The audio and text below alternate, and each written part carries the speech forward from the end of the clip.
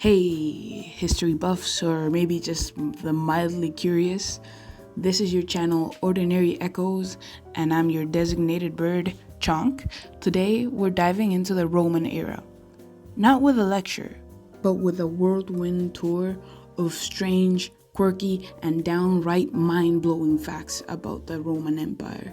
So, buckle up because we're going from sewer systems to emperor shenanigans to fast food joints, Roman style. Let's start off with something classy: ancient Roman plumbing. The Romans were incredibly advanced when it came to sanitation, but did you know they had a goddess of the sewer? Her name was Clausina, and she presided over the Cloaca Maxima, the massive sewer system in Rome. That's right, they didn't just build sewers, they deified them. Praying to the goddess of sewage probably isn't something you do before you flush, but for the Romans, keeping things flowing was sacred business. At its peak, in the 2nd century CE, Rome was home to over 1 million people, making it the largest city in the world at the time. That's New York City levels for the ancient world. But here's the twist. After the empire collapsed, that number plummeted to just a few tens of thousands. By the Middle Ages, part of Rome were basically farmland again. Imagine a city going from booming metropolis to ghost town in a few generations.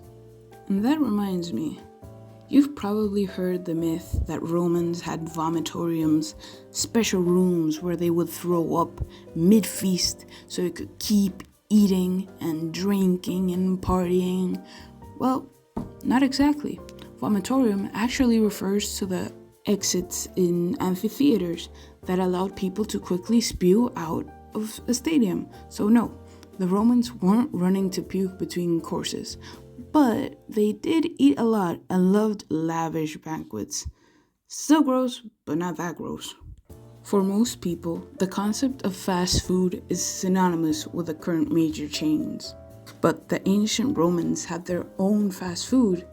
The Romans had thermopolia, basically ancient fast food counters.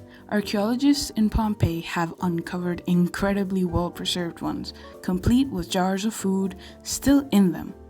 Poorer Romans didn't have kitchens in their homes, so they'd grab a bite at these street shops. Think stews, breads, even wine. Fast, cheap, and probably better than some gas station burritos. Or sushi. I already made that mistake once. Oh my god, that did not sit well with me. Speaking of food, the Romans had some interesting taste.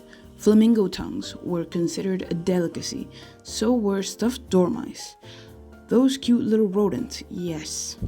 They'd raise them in special clay jars called gliraria, fatten them up, and roast them with honey and poppy seeds.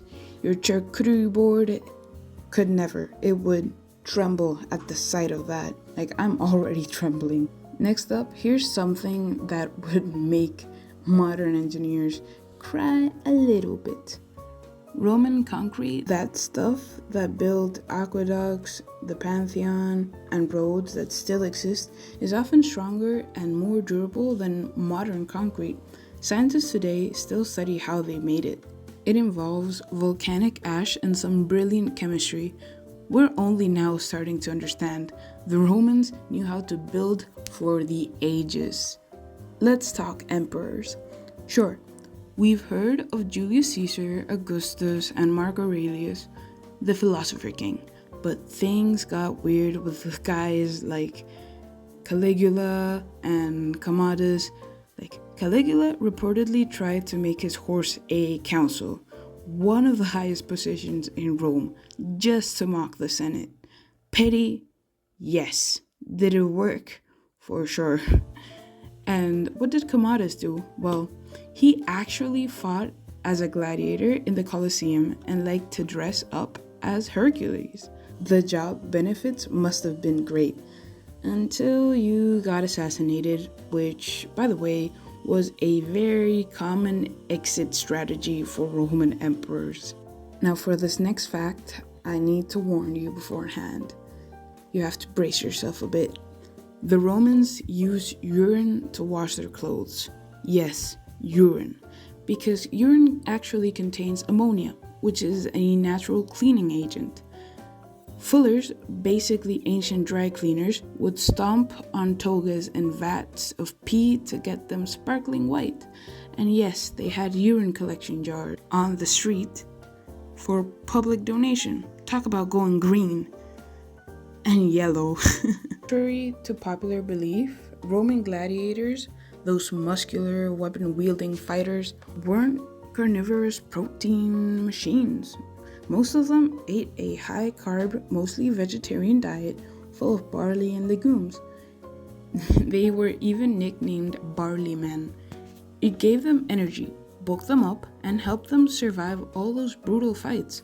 Not exactly like the keto diet, but it was still effective. Bathhouses in ancient Rome weren't just for getting clean. They were the Starbucks of the Roman world. People socialized, people exercised, they got massages, they heard gossip, they did business deals, you name it. Some bathhouses could hold thousands of people at once and included libraries, restaurants, and even gardens. Oh, and the largest one, the Bath of Caracalla, was over 900 feet long. It's like if a gym, spa, and city park had a baby. Yup, the Romans had a state-run postal service called the Cursus Publicus. Messages were carried on horseback using relay stations across the empire. Basically, a high-speed pony express. Of course, it was mostly used for official government business, but it helped connect the empire from Britain to Egypt. The Romans' roads weren't just for legions, they were built with communication in mind. Apart from being an emperor, there was another job that had serious job security issues, which was the Vestal Virgins. They were priestesses of the goddess Vesta, and their job was to keep the sacred flame of Rome burning. They took vows of chastity for 30 years and lived in luxury. But if they broke that vow, legend says they were buried alive. Talk about workplace pressure. Still, they had more rights than most Roman women, including owning property and freeing slaves. Being a Vestal was a high status job with high stakes, very high stakes. And that's 8 minutes of Roman madness, an empire of sewer goddesses, gladiator diets, concrete miracles, and emperors gone wild. If you thought the Roman Empire was just a bunch of togas and columns, think again. It was weird. It was wonderful and surprisingly modern in the oddest ways. Thanks for joining me on this trip through Roman history. Like, share, or yell SPQR at the next pigeon you see in the park or on the streets. Until next time.